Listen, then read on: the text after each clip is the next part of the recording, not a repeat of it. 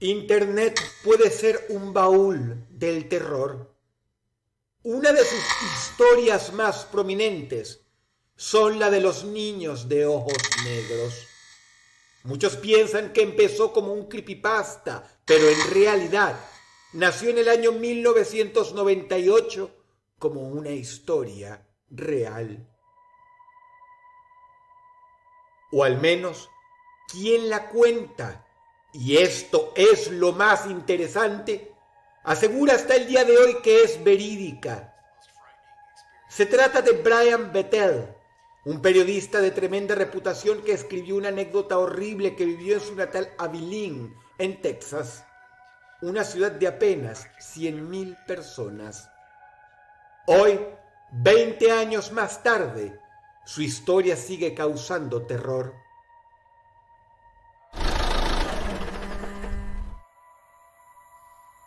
Eran las 9:30 de la noche.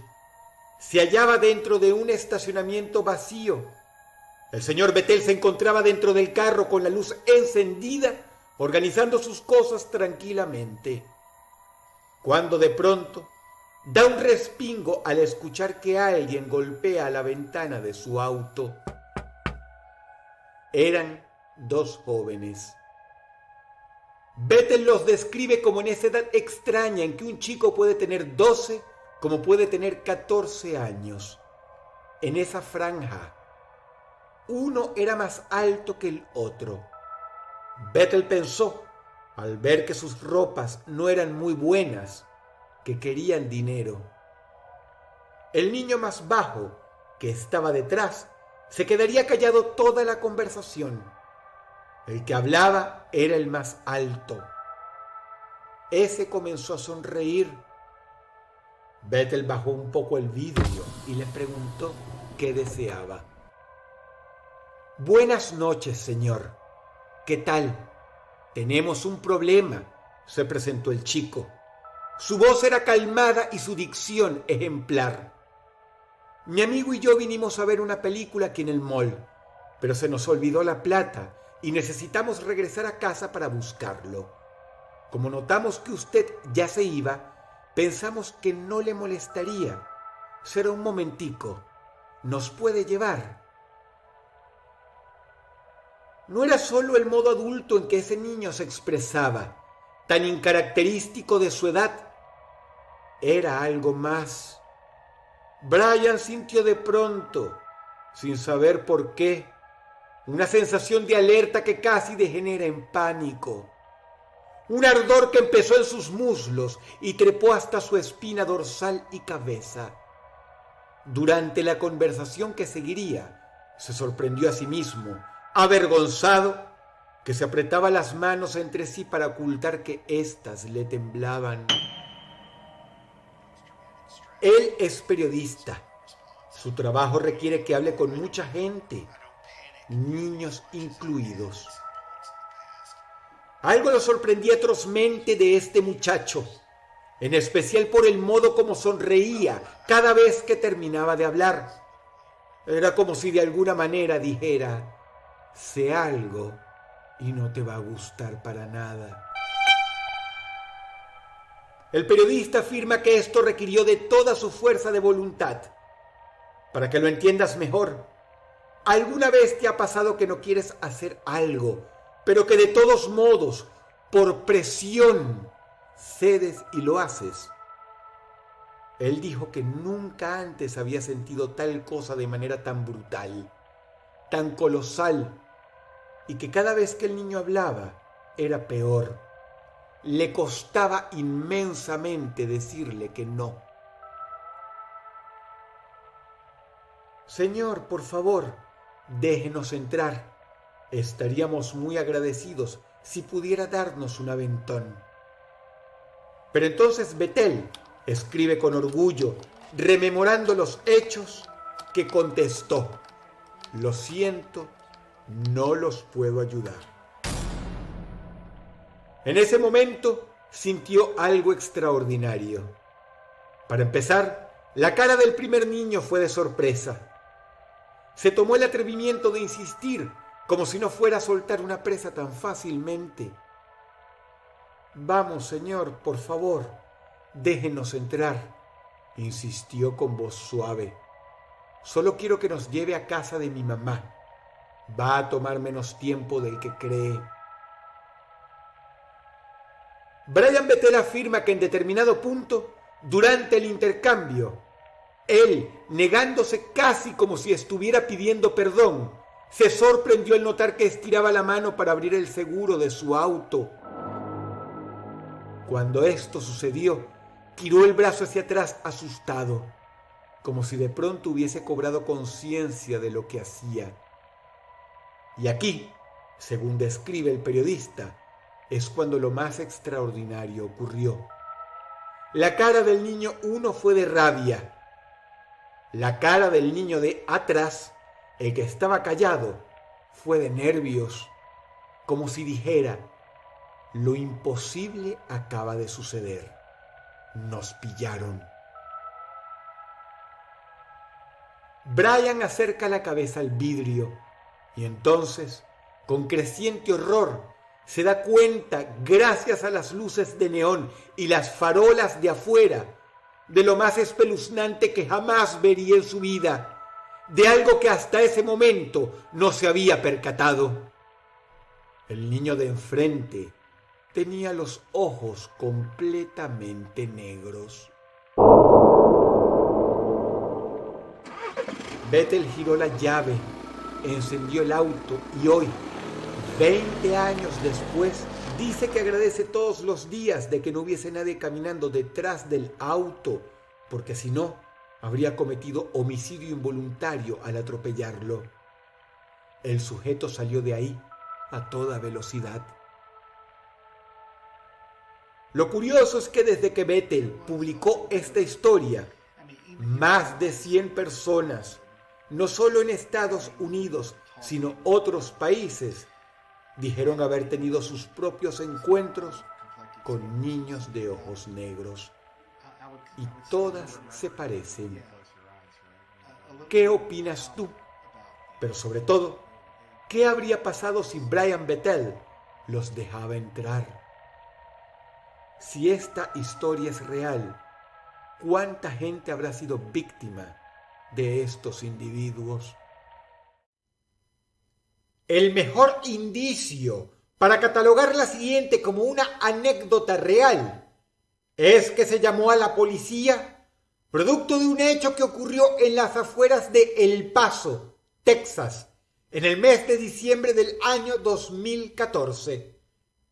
Pero lo que quiero en verdad es que tú te pongas en los zapatos de este sujeto y cuentes qué hubieras hecho aquella noche en su lugar.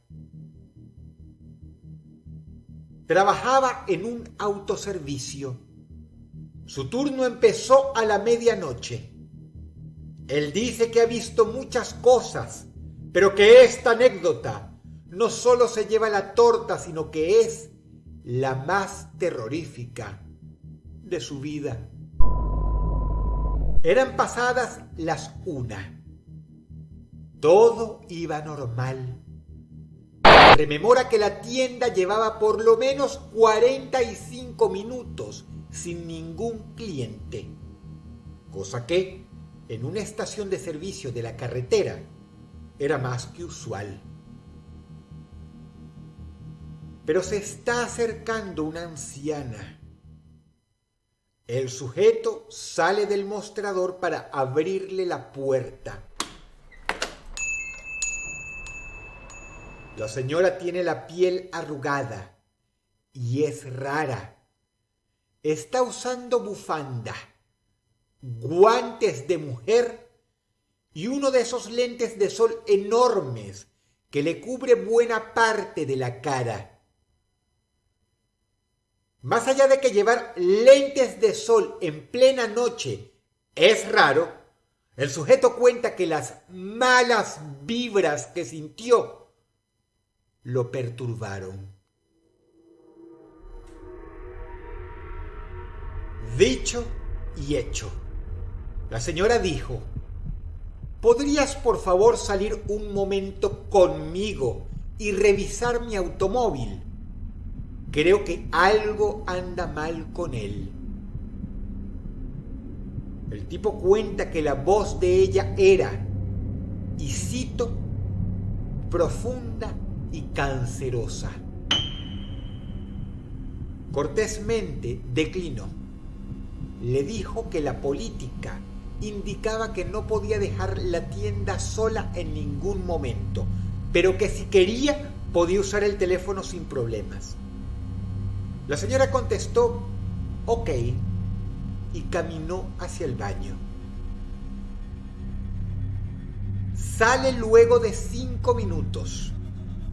Se acerca al mostrador y dice, no hay papel higiénico. ¿Podría salir y buscarme un poco en el baño del autoservicio que está afuera? Ya a este punto, el sujeto se siente innegablemente alarmado. Así que ni corto ni perezoso se saca un as pasivo bajo la manga. Va al baño de empleados que queda en la oficina tras él y le extiende el papel higiénico que había ahí. Aquí tiene, señora. La mujer le contesta con un seco gracias. Y ya en este punto, el carácter de ella es tosco. Obviamente algo la frustra. Vuelve al baño y se queda ahí otros 5 minutos casi que medidos a reloj. El sujeto no puede dejar de mirar la puerta del baño, salvo cuando la señora sale.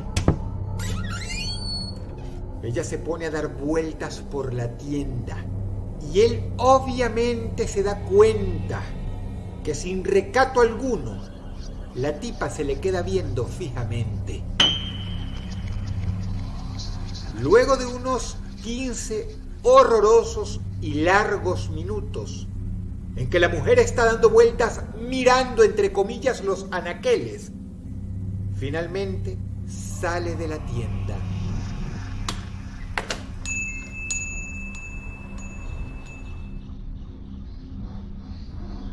Pero vuelve a los 2 minutos. La máquina expendedora de gaseosas de allá afuera está dañada.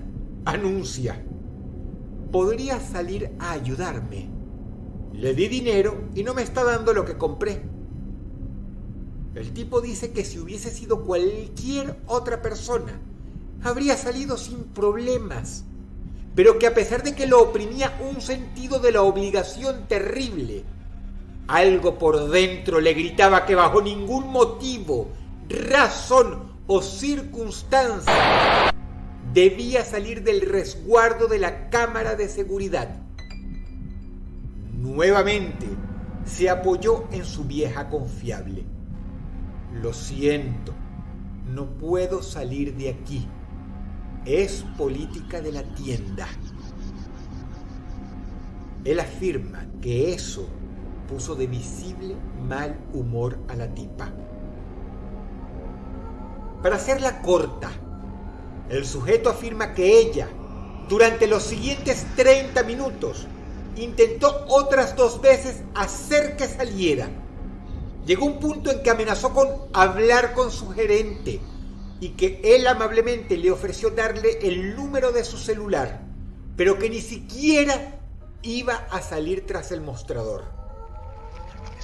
Total que la mujer se cansa y finalmente sale de la tienda, pero que durante los siguientes 10 minutos podía verla en la vereda del frente, observándolo, hasta que finalmente se fue.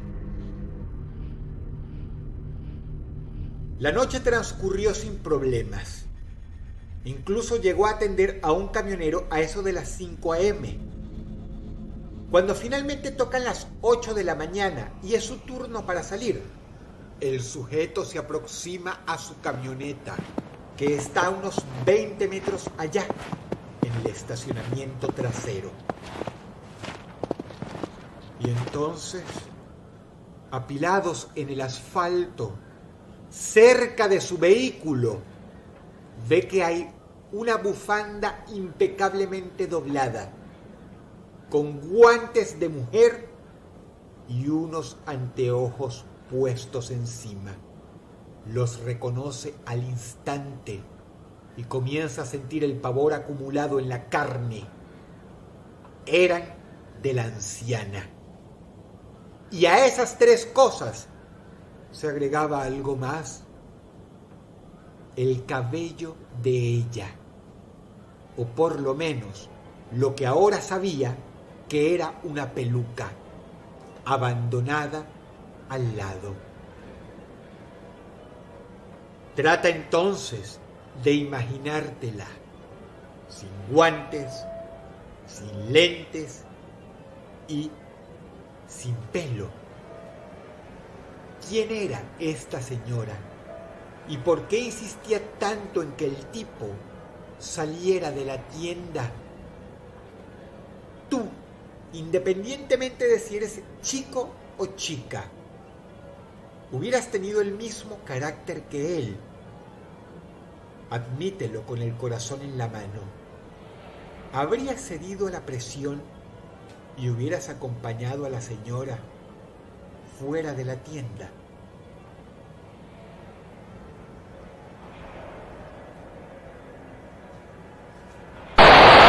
No hay nada como los misterios médicos para establecer enigmas horribles, y uno de los peores de todos ellos, por ser real, por haberse cobrado media docena de víctimas y porque se trata de un caso sencillamente increíble que permanece abierto y no ha podido ser resuelto, es el de la señora Gloria Ramírez. Lo que sucedió en torno a esta mujer una noche del 19 de febrero del año 1994 es de no creer. Ocurrió en Riverside, California, Estados Unidos. Una mujer fue llevada a la sala de emergencias del centro médico de Riverside. El motivo: estaba sufriendo un severo ataque de bradicardia, una alteración cardíaca en la que el corazón late debajo de 60 pulsaciones por minuto. El historial médico de la señora revelaba dos cosas importantes. Tenía 31 años y sufría de cáncer del cuello uterino. Lo que el personal médico que rodeó su camilla en el quirófano jamás pudo prever es que la sorpresa terrible que se iban a llevar no iba a estar relacionada ni con el cáncer de Gloria Ramírez, ni tampoco con su bradicardia. Los testimonios recogidos durante esa fatídica noche atestiguan que había algo muy extraño en la paciente. Al principio pensaron que estaba cubierta de sudor, pero al ponerle las manos encima se dieron cuenta de que en realidad la cabeza, los brazos, las manos y el cuerpo de la mujer estaba imbuida en una sustancia viscosa, según el testimonio de la doctora que la atendió, parecida al aceite. Debido a que los profesionales tenían una bomba de tiempo entre manos, no podían detenerse para ponderar sobre esto. Además, el bloc de notas escrito por los enfermeros de la ambulancia y que, de manera reglamentaria, se pasa al personal de urgencias que atenderá al paciente en estado crítico, no informaba nada al respecto, ni tampoco alguna incidencia extraña que hubiera ocurrido al momento de abordar, montar en la camilla y llevar a la paciente en la ambulancia, por lo que cabía pensar que esta mujer había empezado a exudar este fluido en el camino. Por su lado, Gloria, la paciente, se había desmayado hace rato y no podían preguntarle nada al respecto. Usaron el desfibrilador. En medio de los choques, una doctora de nombre Julie Gorchinsky percibió un olor raro en el quirófano. No fue la única, porque al levantar la cabeza vio que la enfermera de nombre Susan Kane la estaba mirando. No hubo palabras, pero el entendimiento fue mutuo. Continuaron trabajando. Todo lo anterior probó no ser nada en comparación a lo que estaba por ocurrir. La enfermera clavó una aguja en el brazo de la mujer para extraer sangre. No pudo dar crédito al notar que en el receptáculo, que poco a poco se vistió de rojo, se hallaban flotando varias partículas amarillentas. Justo en ese instante comenzó a sentirse un olor muy desagradable y que cundió con similar intensidad a abrir un horno con comida adentro. Se cree que esto pasó por haber pinchado a la paciente, pues la desagradable esencia venía de su sangre. Era olor a amoníaco. Para que te hagas una idea remotamente parecida a lo que esto significó en aquel momento en ese quirófano, el olor a amoníaco en su estado más puro es algo así como el del aceite frito mezclado con lavandina. Fue en este punto que la doctora Gorczynski consideró que las incidencias habían llegado demasiado lejos como para continuar con el procedimiento y que las cosas ameritaban detenerse un minuto para analizar qué estaba pasando, que la enfermera Susan Kane cayó desplomada al suelo. La doctora Gorczynski actuó rápidamente. Salió del quirófano para advertir a la jefa de enfermeras lo que estaba ocurriendo. Sentía un intenso ardor en la cara y síntomas de apnea. Pero antes de que otra enfermera pudiera preguntarle qué estaba pasando, la doctora, con un brazo levantado, cayó cuán larga era al suelo, sin haberle dado tiempo de explicar nada. No pasaron ni siquiera 5 minutos en medio de la confusión, cuando otras 4 personas de la sala de emergencias se desmayaron.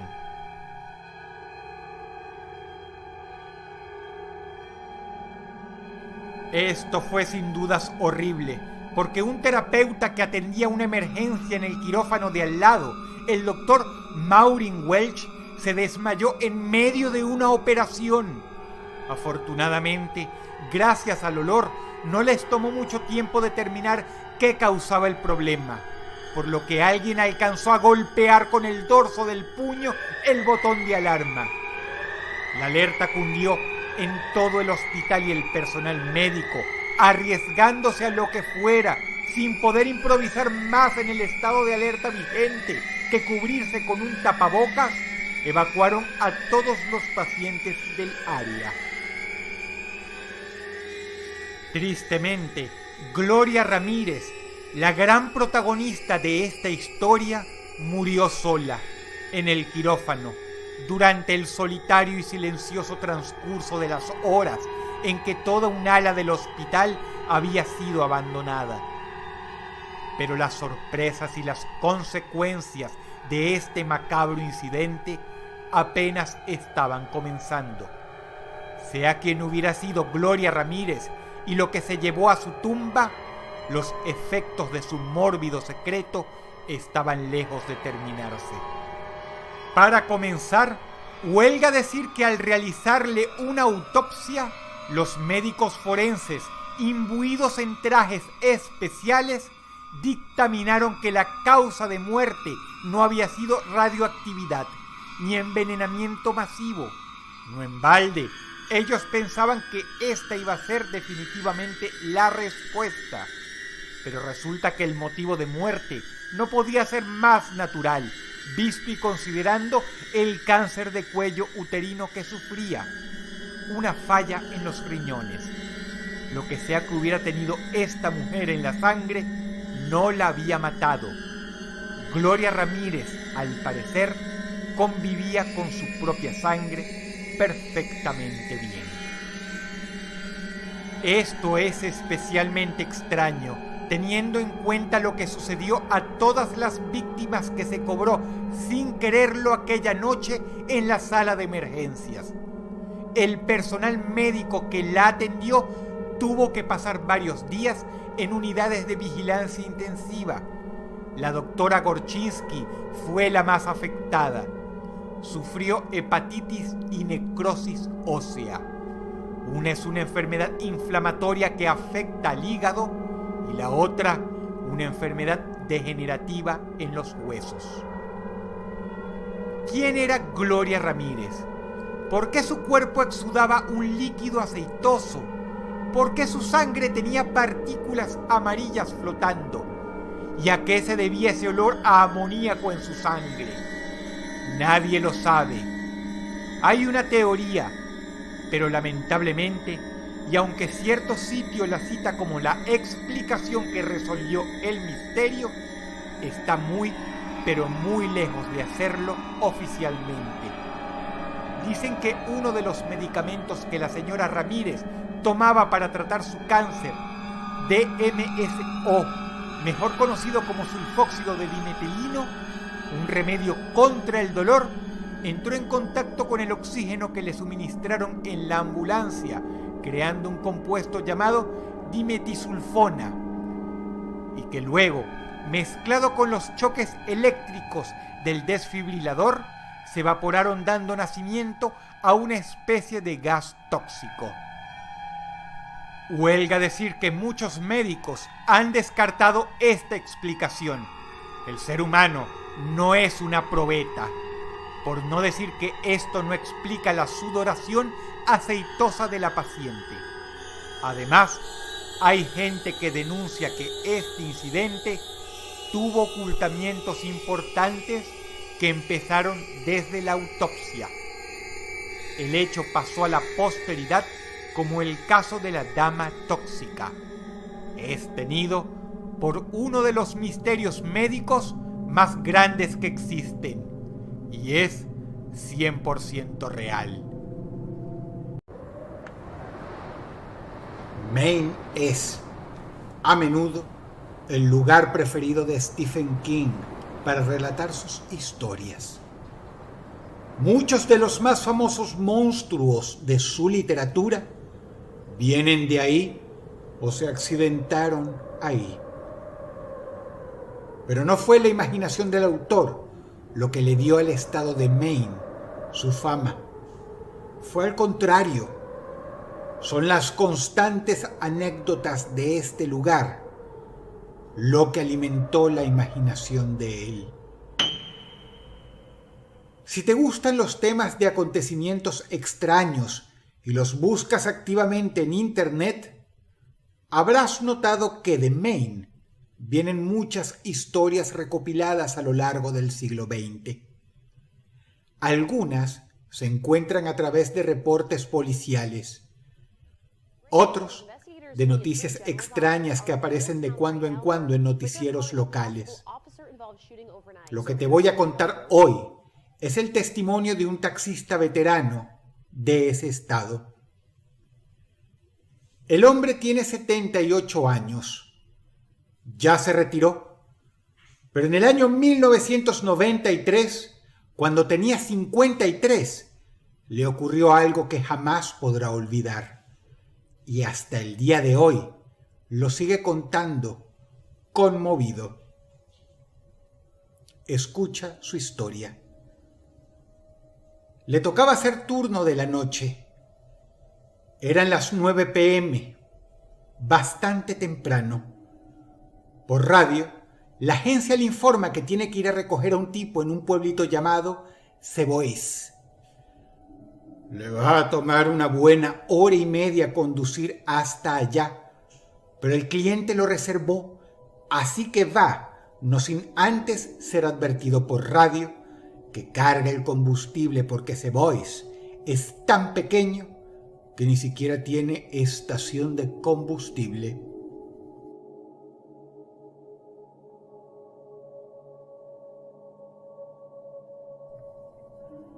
Cuando finalmente empieza a ver las casas, se da cuenta de que, encima, tiene que ir a buscar al cliente a una parte apartada del pueblo. Por lo menos 15 minutos montaña arriba, por un camino que obviamente ni está pavimentado.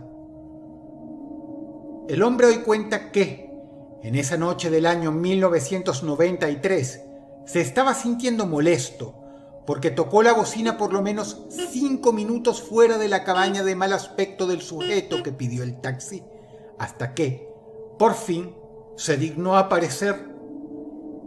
Él recuerda algo que en su momento no dio importancia, pero que, Viendo toda la historia en retrospectiva, sí.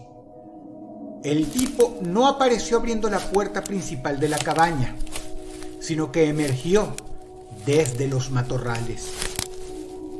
Tenía un aspecto rayándolo vagabundo, pero estamos hablando de Estados Unidos y es importante no discriminar, más si trabajas para una agencia. Escucha con atención, porque a partir de aquí, la historia se pone realmente extraña. Resulta que el sujeto quería ir a McDonald's, pero el McDonald's más cercano quedaba a un pueblo que está a 30 minutos de The Boys. El taxista obviamente no tiene problemas con ello, pero por si las dudas, le informa al tipo cuánto le va a tener que pagar por eso. Al sujeto no le importa, así que se ponen en marcha.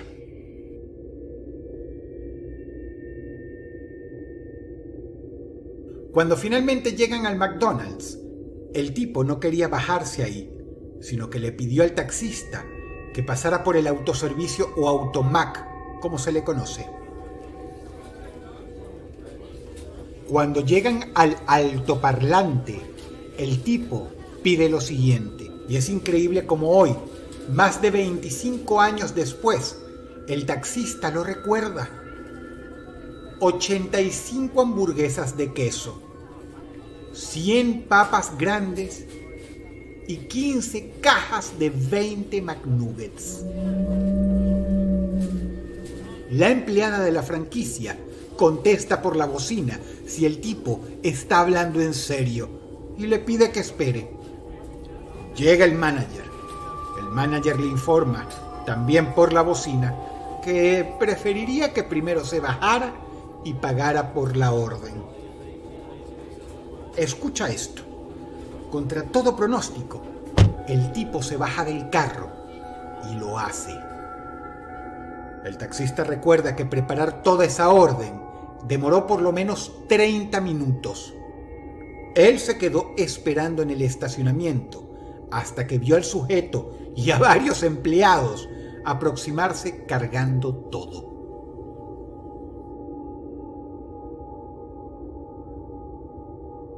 De regreso a la casa del tipo, con el asiento de atrás repleto de bolsas de McDonald's y el olor típico de la comida de esa franquicia inundando el carro, el taxista no se aguanta y pregunta: ¿para qué es toda esa comida? No estaba preparado para la respuesta que le daría el sujeto. Es para mis amigos, que viven en el bosque. ¿Tus amigos?, replica el taxista. Sí, no suelen salir porque odian a los humanos. El conductor, luego de un breve silencio, replica: ¿tus amigos son animales? No, contesta el sujeto, a lo que el taxista no se aguanta y hace un comentario sarcástico. No sabía que McDonald's era popular entre los fantasmas. El tipo se molesta y le dice: no son fantasmas y no me fastidies, ¿sí?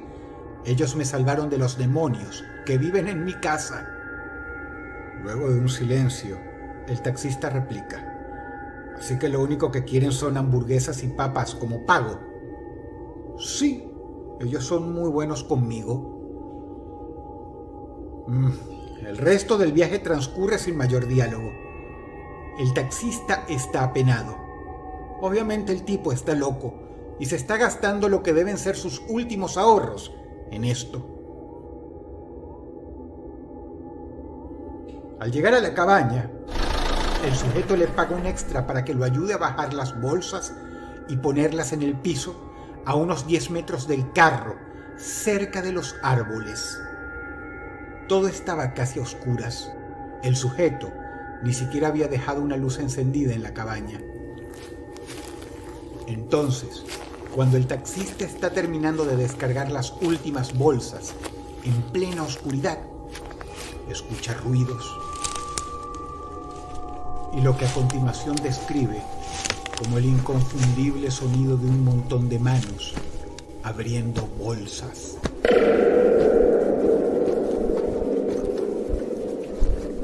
El taxista chilla. Tira hacia afuera lo último que quedaba dentro del carro y sin siquiera haber cerrado la puerta de atrás, se sube a su taxi y se va de ahí a toda velocidad.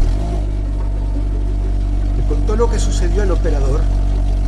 Este le informó que, sea lo que sea que haya pasado, no recibió ninguna llamada con quejas.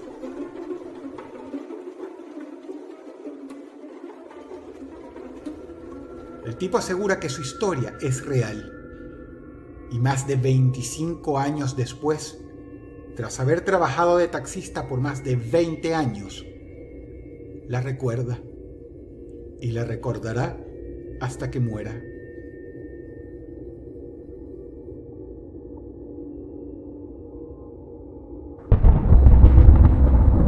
Este es un tema sumamente interesante porque se trata de un fenómeno global. Y eso incluye que te haya pasado a ti. Sí, a ti que estás escuchando. Presta atención a mis palabras. ¿Alguna vez te ha pasado que creíste ver algo por la esquina del ojo y cuando giraste la cabeza, ese algo, ese objeto extraño, esa figura rara, esa presencia no identificada, ya no estaba ahí? Se puede sentir en el aire que la respuesta de muchísima gente es sí. Por ello te doy la bienvenida a un tema de conversación que probablemente te va a dar mucho que pensar esta noche cuando apagues la luz. Se le conoce comúnmente como Shadow People, que en inglés quiere decir la gente sombra. ¿Qué son realmente? Nadie lo sabe. De hecho, bien puede ser algo de nuestra imaginación, solo que de manera colectiva. Al fin y al cabo, cierto es que el cerebro es conocido por jugarnos de manera involuntaria bromas pesadas, malas jugarretas, en especial cuando vemos cosas que invitan a la imaginación en la oscuridad, como un armario semiabierto o sombras provocadas por la luz de la luna.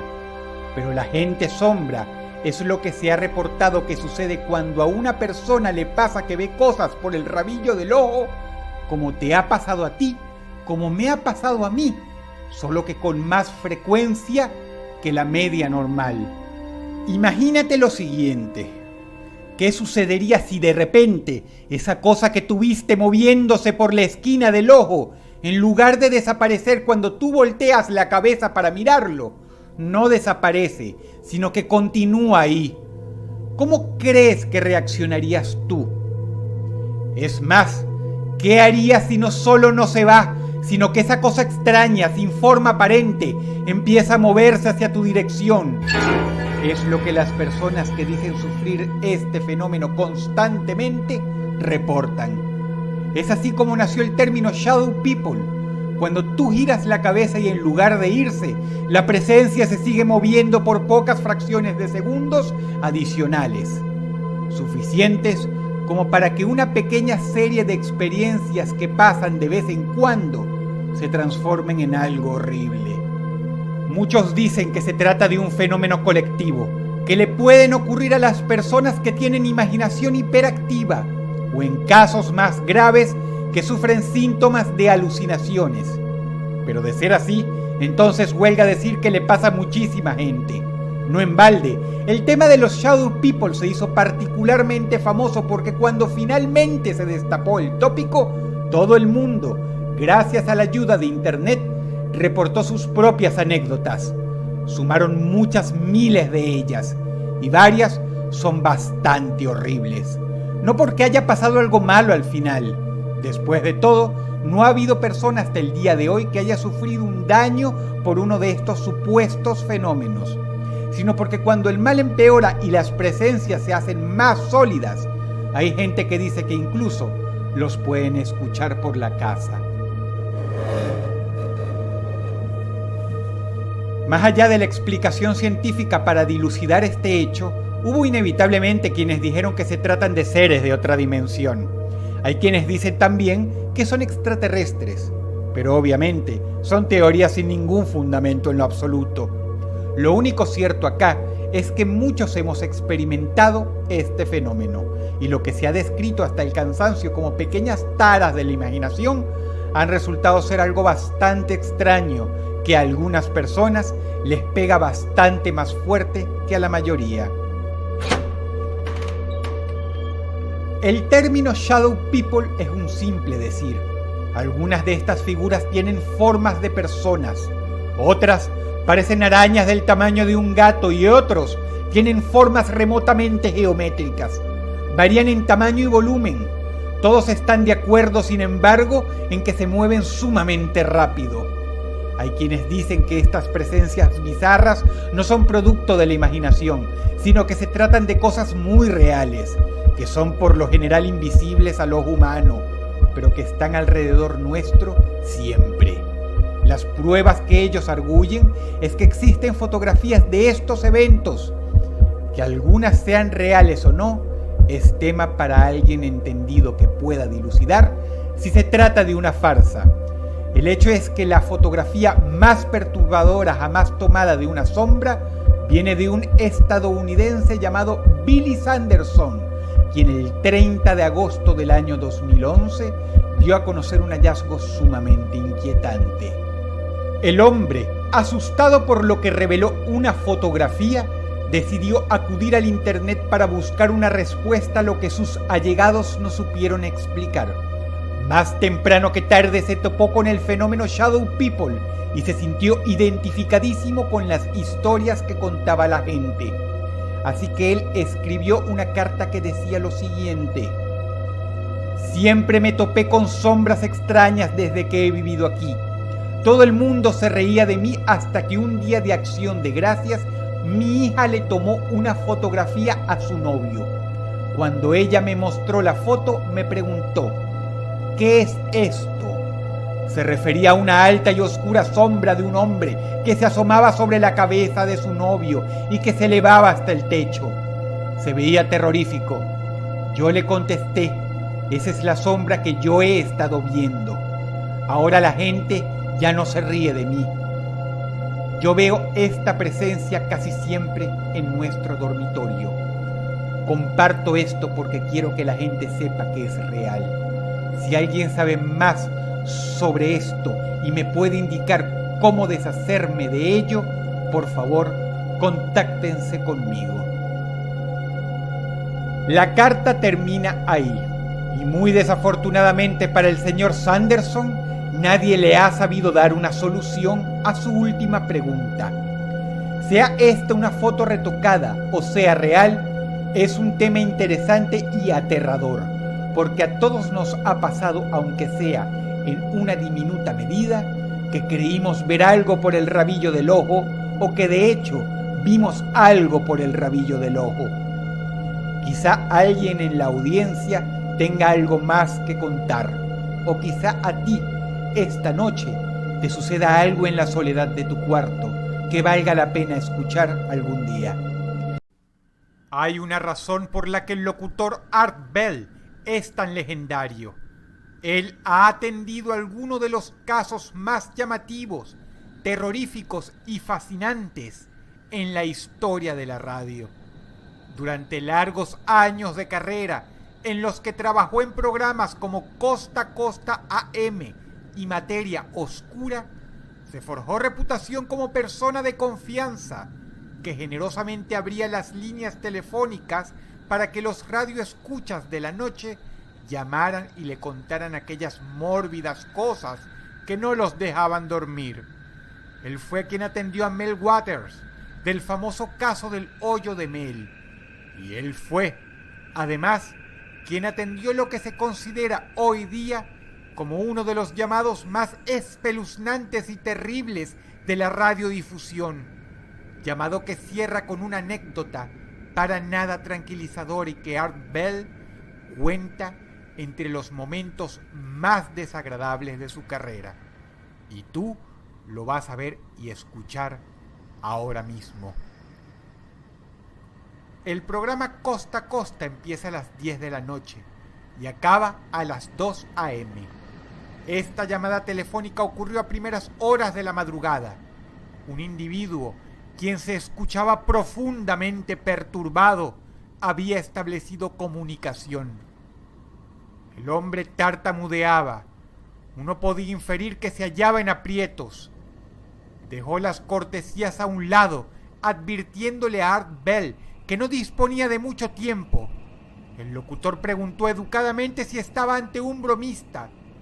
El hombre contestó a secas: Área 51. Art Bell entonces lo invitó a hablar, preguntando si él era un empleado de las facilidades militares que se encuentran en el famoso desierto de Nevada. El hombre contestó con voz temblorosa y mortificada que él fue empleado del sitio y que lo dejaron renunciar hacía tan solo una semana por razones médicas. Lo terrible comienza a partir de acá. Penosamente y para la sorpresa del mismo Art, el sujeto extraño empieza a llorar. Intentando contenerse a duras penas, explica que ha estado corriendo por el país y se excusa diciendo que ni él mismo sabe por dónde empezar. Advierte, haciendo un esfuerzo enorme por dejar de sollozar, que van a triangular su posición muy pronto, indicando una vez más que no dispone de mucho tiempo. El señor Bell, quien ya está alarmado por la situación, lo apremia a decirle todo lo que pueda en el tiempo que le quede. El hombre, ya no con una voz, sino con un gemido de terror, revela entonces el horror que aparentemente él conocía. Dijo que lo que nosotros creemos o conocemos como extraterrestres son en realidad seres extradimensionales, con quienes los precursores del programa espacial norteamericano hace 50 años, y a criterio de quien analice sus palabras, probablemente ruso también, hicieron contacto. Lo que el hombre revela a partir de este punto es aterrador. El sujeto dice, conteniendo su llanto, que ellos no son lo que claman ser, no haciendo alusión a su condición de seres extraterrenales, sino refiriéndose a que no son entidades positivas. Dijo que han infiltrado todas las ramas de la milicia terrestre. El hombre entonces, en la cumbre de su resistencia por no ponerse a llorar, exclama: los desastres que se nos van a venir encima. El sujeto dijo que el gobierno y los militares saben qué va a suceder y que después de todo hay varios lugares en el mundo en los que se puede estar a salvo. Sin embargo, el hombre cuenta con rabia e indignación en su voz. Ellos deberían empezar a evacuar a la gente hacia estos puntos del planeta. Art Bell capta por dónde van los tiros y dice: pero no están haciendo nada. A lo que el hombre confirma de manera contundente: no están haciendo nada. Entonces cuenta, refiriéndose a estas criaturas, que ellos desean que los mayores epicentros sociales sean completamente aniquilados, para que queden relativamente pocos humanos y que la tarea de controlarlos sea menos laboriosa. A partir de aquí, el misterioso hombre no aguanta más y rompe a llorar. Todos creemos que Art Bell guarda respetuoso silencio, pero lo que en verdad estaba sucediendo era terrorífico.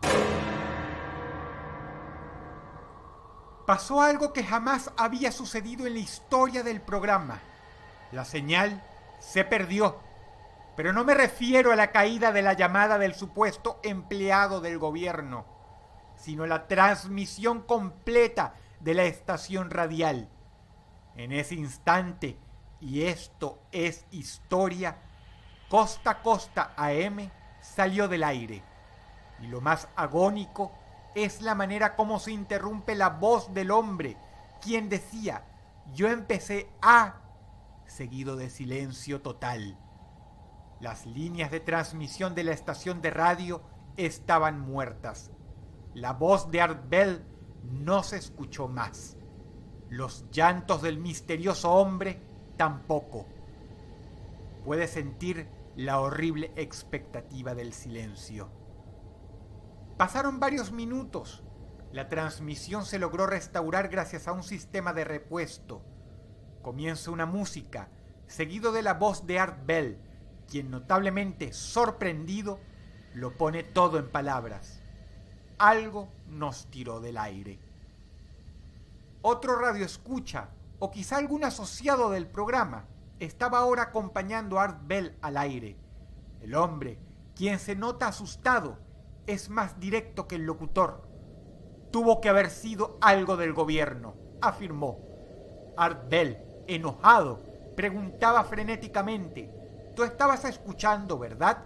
Tú estabas escuchando». El tipo contesta: «Fue horriblemente extraño». Art Bell hace una pregunta sumamente interesante. ¿Cuánto tiempo estuvo el tipo al aire? La respuesta, sabemos hoy, fueron solo 2 minutos 55 segundos. Los hombres siguen conversando un rato, tratando ambos de recomponerse.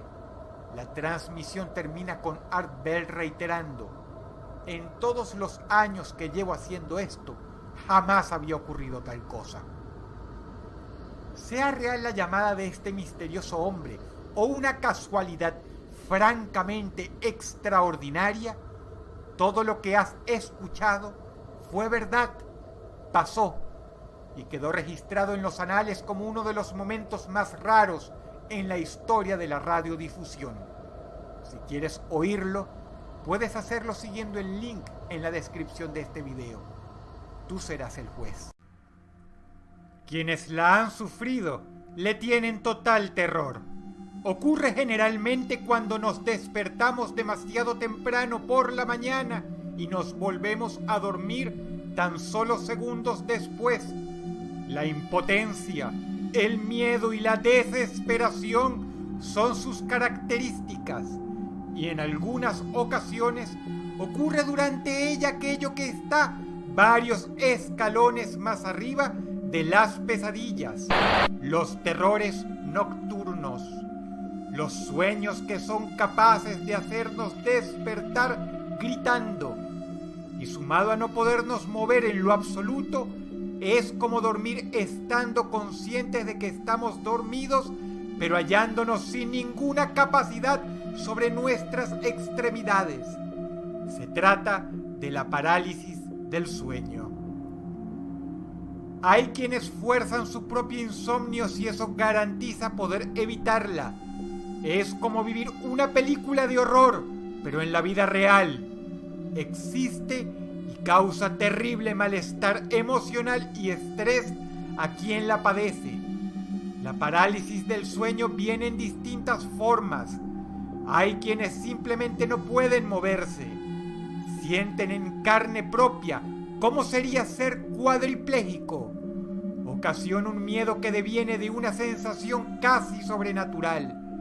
Pero hay otras personas que al intentar despertar, al forzar desesperadamente los movimientos, se asustan y hacen que el sueño degenere rápidamente en pesadilla.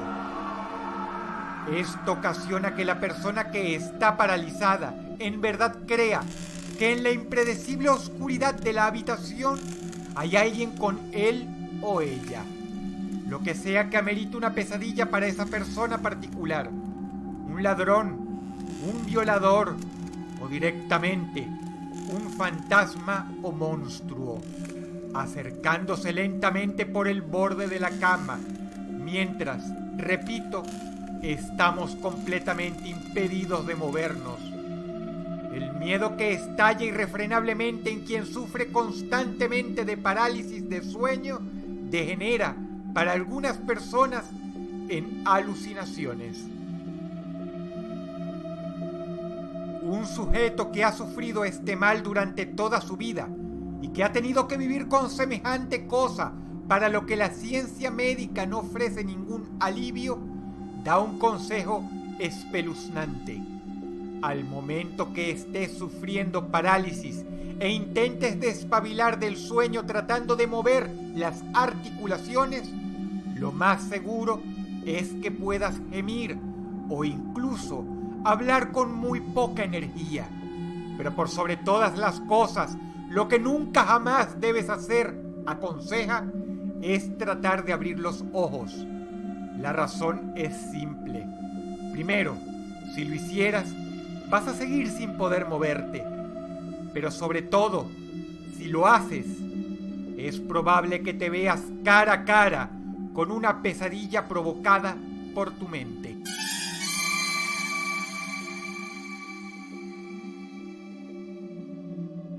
Desde ver dedos largos y completamente negros asomándose por el borde de tu ventana, hasta escuchar incluso el sonido que hacen sobre la madera, y desde ver unos ojos completamente inhumanos y vacíos asomándose por el borde de tus pies, hasta encontrarte con el terrible horror que sea que tu mente magnifique por 100 sentado en la colcha junto a ti.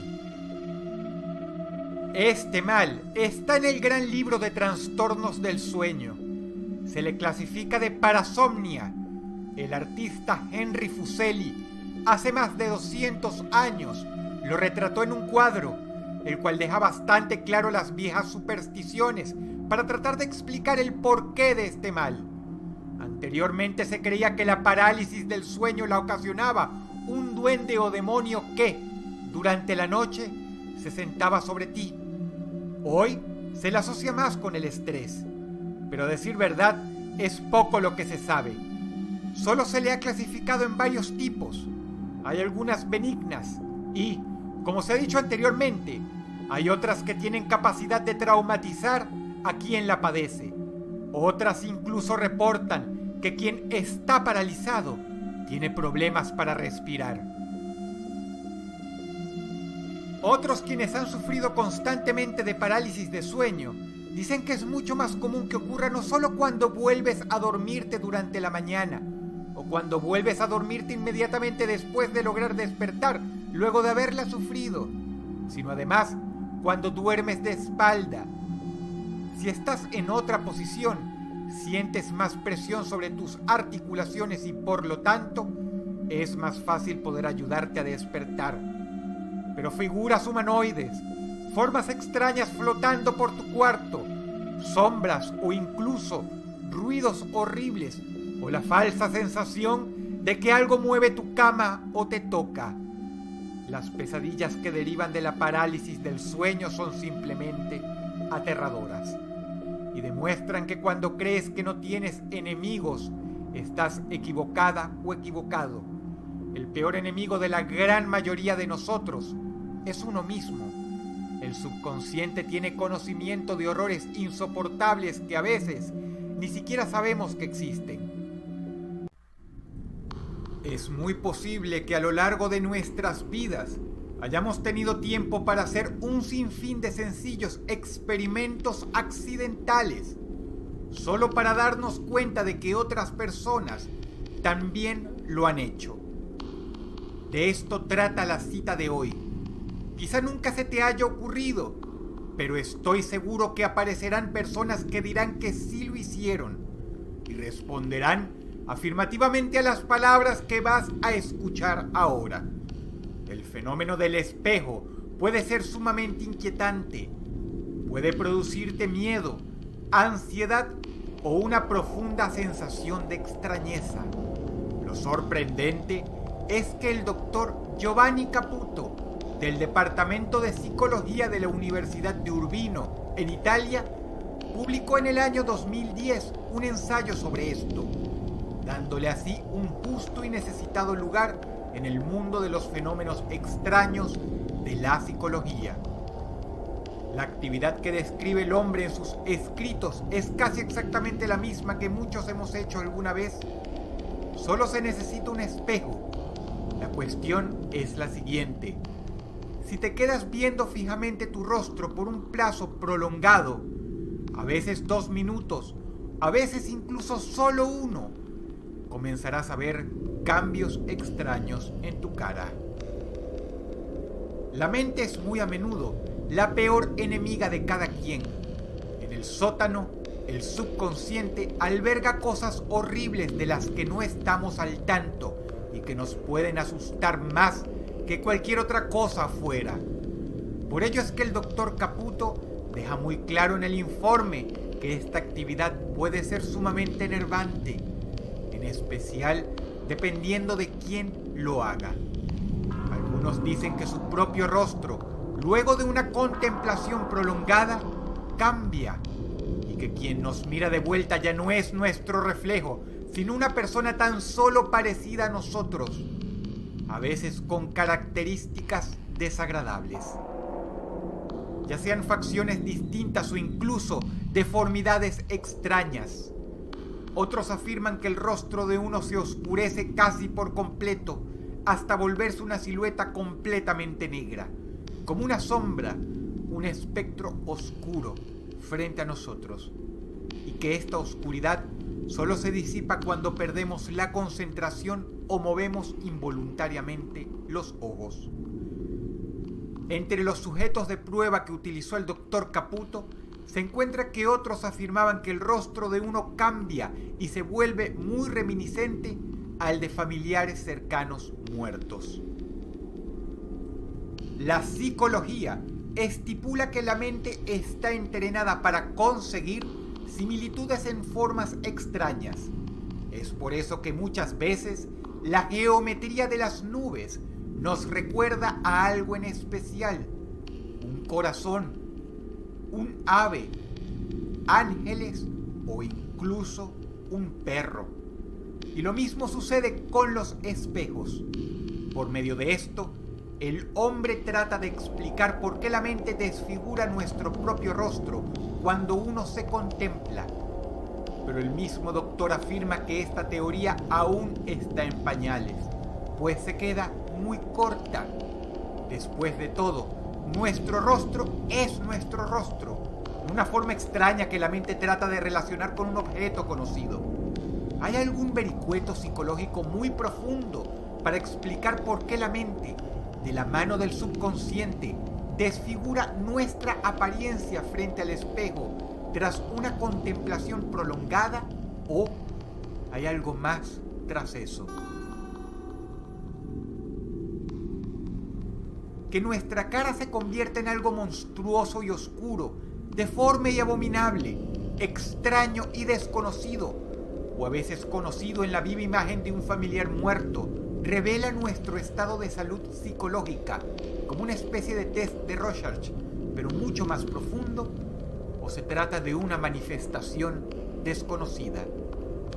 Lo más interesante es que el experimento que propone Caputo es muy agudo e invita a alucinaciones o manifestaciones más poderosas, porque en sus pruebas él dejaba completamente solos a los sujetos en un cuarto semioscuro y totalmente silencioso, con un espejo enorme. Es por ello que algunos afirmaron sentirse profundamente contrariados o profundamente atemorizados tras la sesión. Algunos incluso llegaron a afirmar que es como si nuestro reflejo tuviera vida propia y se revelara tal cual es si tan solo nos quedamos quietos y lo miramos fijamente.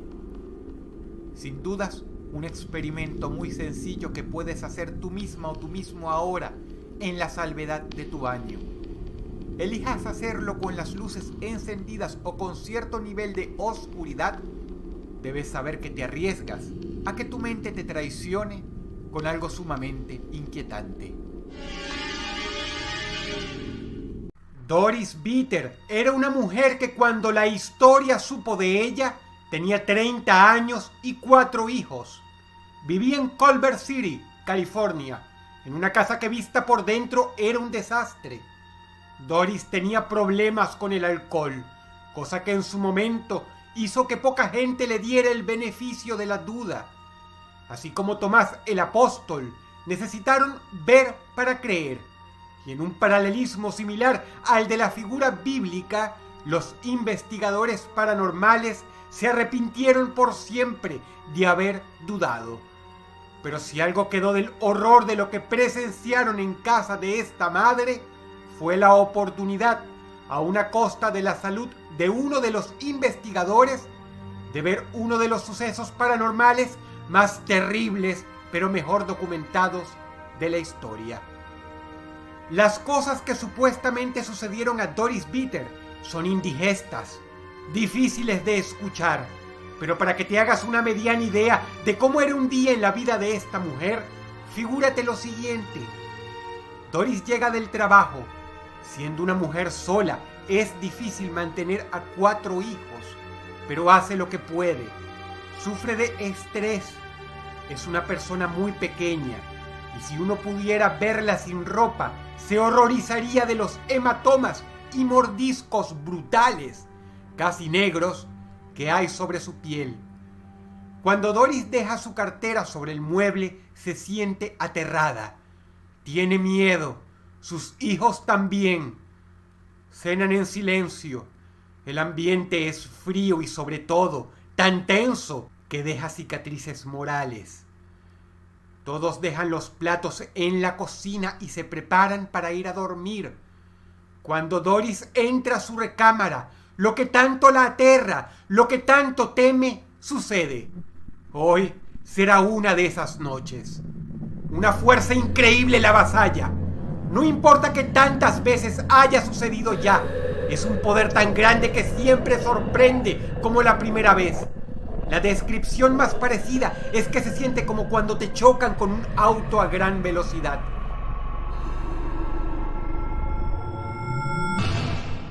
Algo invisible la arroja contra la pared, pero no acaba de caer al piso cuando la vuelven a levantar y la tiran sobre la cama. Las luces comienzan a parpadear, los muebles a temblar, los niños gritan y lloran en el otro cuarto. Es como si la casa entera estuviera en un tormentoso pozo séptico espiritual. Y la madre, por lejos, es quien peor le está pasando. La mujer ya no grita, sino que aúlla de la impotencia. El terror y el dolor cuando siente que le abren la carne con unas uñas gruesas y peor, ni siquiera del todo afiladas, es inmenso.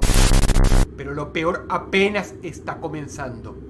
Una mandíbula fría, gigantesca y muy poderosa comienza a morder la carne blanda de sus muslos. Esa que está tan peligrosamente cerca de ese órgano que la hace mujer. Una suerte de tentáculo repugnante, áspero, que se mueve con una fuerza monstruosa que solo podría ser descrita como la de una multitud de hombres concentrada en un solo bulto de carne. La estrangula ferozmente. Doris es víctima de un horror indecible, inenarrable, inexplicable.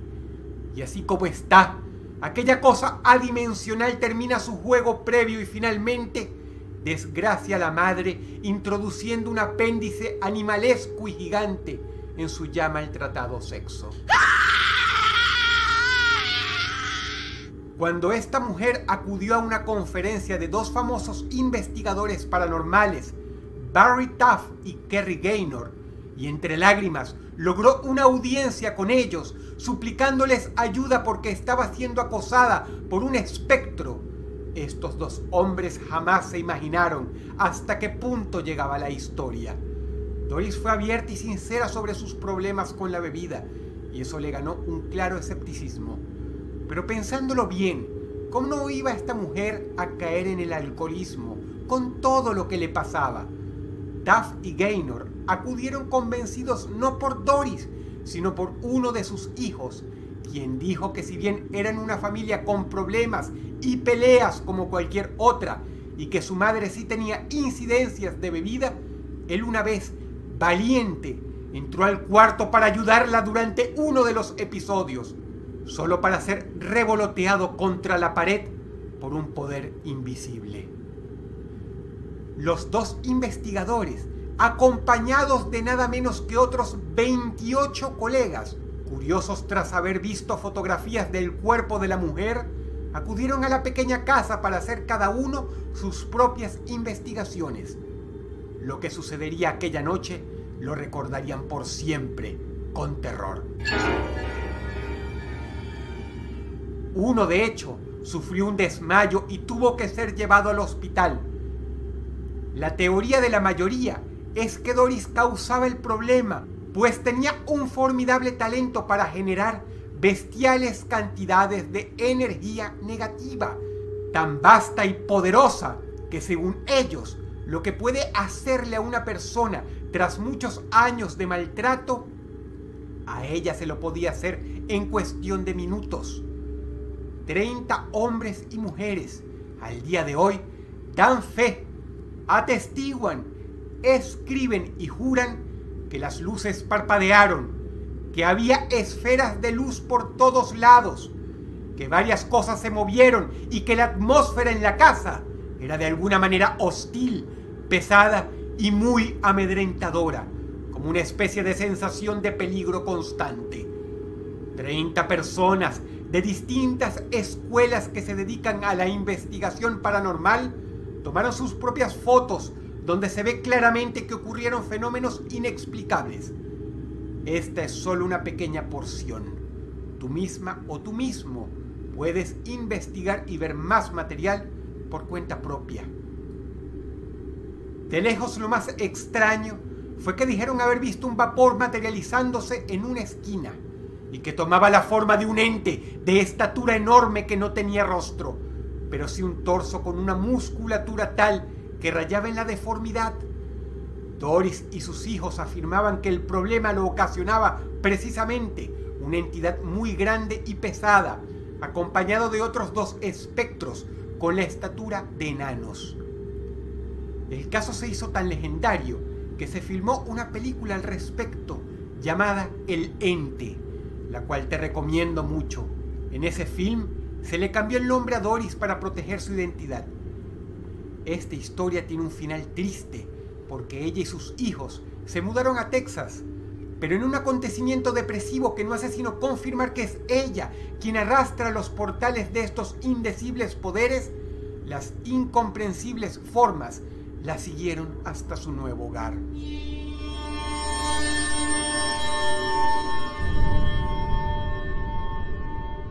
si esta historia real sucedió tal como se cuenta, entonces hay sin dudas una visión de nuestro universo más perversa y terrorífica de lo que quisiéramos creer. Solo ten en cuenta que según muchos expertos, mientras más piensas en estas cosas, más las atraes. Muchas personas aseguran que esta historia es real. Otros dicen lo contrario o que solo es parcialmente cierta. De un modo u otro hay quienes se le dan el beneficio de la duda porque hay una imagen al respecto circulando en internet y es tan inquietante lo que se ve en ella como la historia detrás. Se trata de una foto horrible y hoy será una de esas poquísimas veces en que vas a conocer la historia completa tras ella. En un principio se reportó que el individuo que vemos se llamaba Harry Hoyt. Se le atribuyen 32 años de edad, pero lo cierto es que el sujeto es conocido también como Clifford Hoyt, de 31 años. La disparidad tan pequeña y sensible entre una historia y otra es tan rara que se le considera un misterio.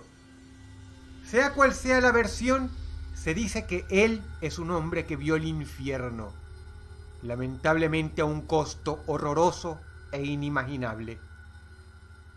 Se sabe poco de su vida. Este señor se dio a conocer gracias a un accidente automovilístico muy grave en la carretera Maple Grove, en Maryland, Estados Unidos. Era el año 1999 y Clifford casi murió. Se dice que logró arrastrarse fuera de la grava hasta la zona verde, dejando un rastro de sangre tras de sí. Estuvo inconsciente por muchas horas hasta que una persona pasó conduciendo por la carretera y llamó al 911. Entre clavos enterrados en los huesos, reemplazos de metal, yesos y una convalecencia larga, dolorosísima y dura, Clifford Hoyt no volvió a ser nunca más el mismo, pero por razones mucho peores que todo lo anterior nombrado.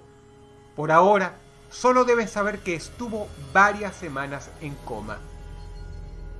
La policía intentó hacer pesquisas, pero fue en vano.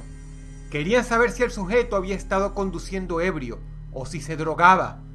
La escena del accidente fue tan atroz que no encontrar pruebas de una cosa o de otra no convenció a los oficiales. Eso al menos hasta que hablaron con la familia, gente muy sana, quienes aseguraron que Clifford era una persona seria, responsable, que ni siquiera es adepto a beber alcohol socialmente, y de las drogas ni hablar.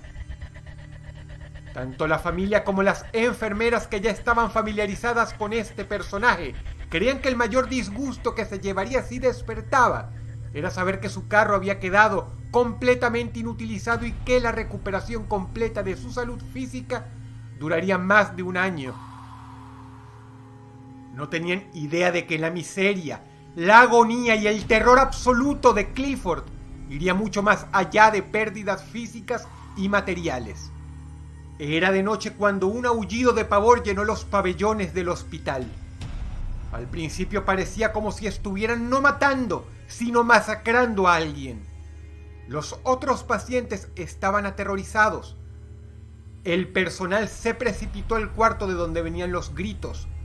Abrieron la puerta de golpe y ahí estaba Clifford Hoyt, retrasando muchísimo su recuperación al mover torpemente los brazos y las piernas, lastimándose nuevamente y echando por tierra lo curado al desgarrarse músculos y huesos nuevamente. Pero he ahí el problema. Esto no le importaba a Clifford. Lo que le importaba era lo que decía estar viendo.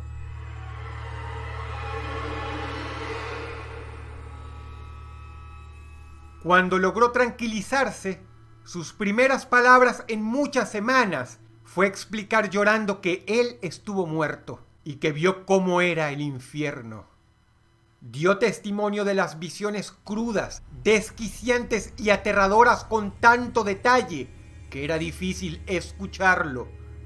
Costaba creer que semejante barbaridad venía de la imaginación de alguien de un modo tan vívido que ni siquiera se le ha conocido ni por lejos a ningún escritor de horror. Clifford decía que las presencias lo iban a buscar. Rechazó tratamiento psicológico con desdén. Fue finalmente dado de alta, pero su estadía entre nosotros no duraría mucho más.